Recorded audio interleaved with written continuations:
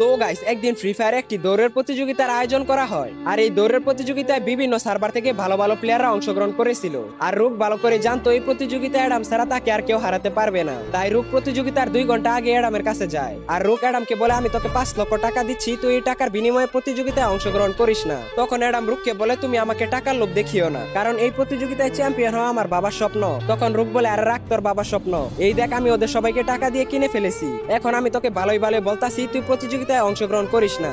এরপর অ্যাডাম যখন কিছুতেই মানতেছিল না, তখন রুক অনেকটাই রেগে যায় আর অ্যাডামকে ইচ্ছা মতো মারধর শুরু করে দেয়। তারপরে রুক এফএফ সবাইকে নিয়ে অ্যাডামকে মারতে মারতে রক্তাক্ত করে ফেলে। এরপর রুক অ্যাডামের কাছে এসে বলে, পারলে এবার দৌড়ের প্রতিযোগিতায় চ্যাম্পিয়ন হয়ে দেখাইস। আর সেই ভাঙা পানি এই নুব অ্যাডাম প্রতিযোগিতায় অংশগ্রহণ করে, কারণ অ্যাডামের লক্ষ্য হচ্ছে এই দৌড়ের প্রতিযোগিতায় চ্যাম্পিয়ন হয়ে তার বাবার স্বপ্ন পূরণ করা। তারপরে যখন এই দৌড়ের প্রতিযোগিতা শুরু হয়ে যায়, তখনই রুক অ্যাডামের থেকে অনেকটা এগিয়ে ছিল।